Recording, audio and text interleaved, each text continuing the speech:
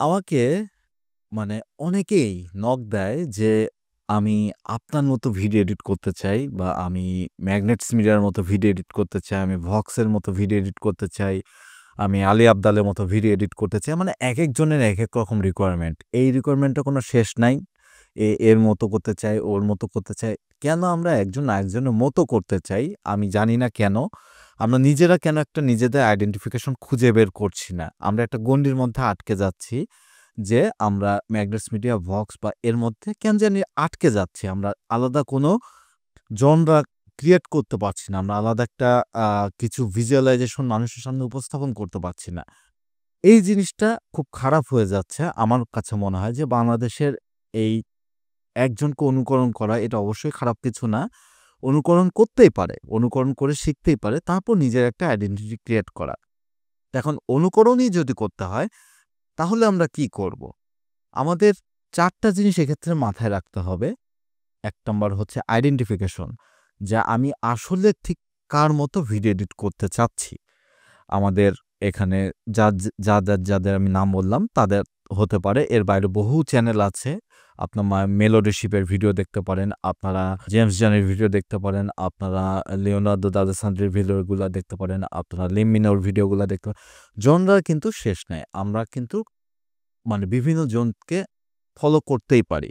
আমি নিজেও শুরুতে ফলো করেছি এবং এখন আমি আমার নিজের যেটা আপনি এই ইমোশনাল ব্ল্যাক হোল ভিডিওটা দেখতে বুঝতে পারবেন যে এটার সাথে কোনো জনরারই মিল নাই। এটা একটা টোটালি আলাদা একটা জনরাই তৈরি করে ফেলেছি আমি। ঠিক আছে? আমি জানি যে এইটাকে কপি করবে মানুষ। এটাকে অনেক মানুষ কপি করবে এবং তারা এটাকে ভিজুয়ালাইজ করার চেষ্টা করবে। কিন্তু ততদিনে আমি কিন্তু আরেক ধাপ এগিয়ে আরেক রকমভাবে ভিডিও তৈরি করার চেষ্টা করব। এই যে সুইচ করা, র‍্যান্ডমলি সুইচ করা এটা আমাদের জানতে হবে। তো আইডেন্টিফিকেশন এর ক্ষেত্রে আমরা ১ম এ আইডেন্টিফাই করলাম যে আমরা এর ভিডিও বা অমুকের ভিডিওটা আমরা পছন্দ করব এবং আমি এর মতো ক্রিয়েট করতে চাই। ঠিক আছে, ওকে। ২ নম্বর যেটা সেটা হচ্ছে আমাদের রিসোর্সেস। আমরা আসলে এইটা কিভাবে শিখব? কোন সফটওয়্যার ব্যবহার করে শিখব? এখানে আমাদের বিভিন্ন ধরনের সফটওয়্যার আছে। Premiere Pro আছে, After Effects আছে, CapCut আছে, Filmora আছে, DaVinci Resolve আছে, Final Cut Pro আছে। বিভিন্ন ধরনের সফটওয়্যার আছে। কিন্তু কোন সফটওয়্যারের রিসোর্স গুলা বেশি এটা আমাদের আইডেন্টিফাই করতে হবে এবং তারা কি দিয়ে ক্রিয়েট করছে এটাও আমাদের জানতে হবে। এখন আপনি DaVinci Resolve এ যদি ভিডিও এডিট করতে চান দেখবেন যে এখানে অ্যাসেটস গুলা অনেক কম পাবেন। এখন আস্তে, আস্তে বাড়ছে যদিও অ্যাসেটস অনেক কম পাবেন। কিন্তু After Effects বা Premiere Pro তে যদি করতে চান এখানে দেখবেন যে ভরপুর রিসোর্স আছে। আপনার কালার গ্রেডিং এর লাটস থেকে শুরু করে আপনার প্লাগইন থেকে শুরু করে অ্যাড-অনস থেকে শুরু করে ভরপুর আছে। তাহলে আমরা কেন অহেতুক অন্য একটা সফটওয়্যারে জাম্প দিব যেটাতে কোনো রিসোর্স নাই বা রিসোর্সের অভাব আছে। আমরা এমন একটা সফটওয়্যার যেহেতু শেখা শুরুই করব, সেহেতু এমন একটা সফটওয়্যার শেখা শুরু করব যেটা ইন্ডাস্ট্রি গ্রেডেড ভিডিও প্রোডিউস করতে পারে। এটা একটা গেল। আর ৩ নম্বর কথা হচ্ছে টাইম ফ্রেম। টাইম ফ্রেম বলতে আপনার কত দিনের মধ্যে আমি এই টার্গেটটা অ্যাচিভ করব। নতুন বছর, নতুন একটা গোল সেটআপ এটা তো থাকছেই। আমরা কত দিনের মধ্যে এটা অ্যাচিভ করার চেষ্টা করব, এটাকে ভাগ করে নিব আমরা যে এতটুকু শিখতে এতটুকু সময় নেব, এতটুকু শিখতে এতটুকু সময় নিব। এখানে ৪ নাম্বার একটা পয়েন্ট চলে আসে যে আমরা মেন্টর বাছাই করব কিনা। দেখুন, এখন প্রত্যেকটা জিনিস YouTube এ পাওয়া যায়। আমি নিজে কোনোদিন কোনো মেন্টরের সাহায্য নেইনি। আমি থেকে শিখেছি। আমার সময় লেগেছে ২ থেকে ৩ বছর আমার YouTube এই ভিডিও এডিটিংটা শিখতে। ২ থেকে ৩ বছর সময় লেগেছে। কিন্তু এত সময় যদি আপনাদের হাতে না থাকে সেক্ষেত্রে আপনারা অবশ্যই মেন্টর বাছাই করুন। আপনারা ধারাবাহিক প্রসেসে যাতে জিনিসটা শিখতে পারেন, আপনাদের গুছিয়ে একটা জিনিস যাতে আপনাদের সামনে প্রেজেন্ট করা যেতে পারে, এই জিনিসটা আমি বলছি না শুধু ভয়েস অফ ঢাকার কোর্সই কথাই।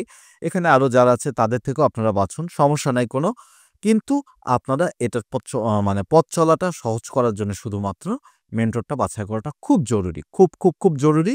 কারণ আপনার এটাকে মানে এই এই জার্নিটাকে অনেক সহজ করে দেবে। আপনার কাছে ১ম এ মনে হবে যে আপনি মেন্টরের মতো কাজ পারছেন না। আপনি যার কাছ থেকে শিখছেন তার মতো কাজ তো পারছি না। কি ব্যাপার? আমি এনার কাছ থেকে শিখছি ঠিক আছে। কিন্তু কই আমি তো তার কাছে পারছি না। কিন্তু আসলে সেটা সম্ভব না। আপনি হয়তোবা কোর্স করছেন ২ মাসের। কিন্তু ২ মাসে আপনি একজন প্রফেশনাল ইন্ডাস্ট্রি গ্রেডের ভিডিও এডিটর হয়ে উঠবেন সেটা না। এটা কখনোই সম্ভব না। আপনাকে এটার চর্চাটা করতে হবে। মেন্টর আপনাকে পথ দেখাবে। আপনাকে একটা রাস্তা জার্নি শুরু করায় দেবে, একটা বাসে তুলে দেবে। কিন্তু গন্তব্যে পৌঁছানোর দায়িত্বটা কিন্তু আপনার নিজের। এইখানে আপনাকে টোটালি নিজের মোটিভেশনটাকে ধরে রেখে ওইভাবে আগাতে হবে যে হ্যাঁ, আমি শিখতে চাই, শিখবই। এটা যদি আমার মাথায় থাকে আমি খুঁটিনাটি ভিজুয়ালাইজ গ্র্যাব করব, প্রচুর কনজিউম করব। আশেপাশে যত ধরনের কনটেন্ট আছে আমরা কনজিউম করব। তারা কিভাবে কাজ করছে এটা দেখব। মেন্টরকে জিজ্ঞাসা করব যে, "ভাইয়া এটা কিভাবে করলো? ভাই এটা কিভাবে করলো?" প্রশ্ন করা শিখব মেন্টরকে।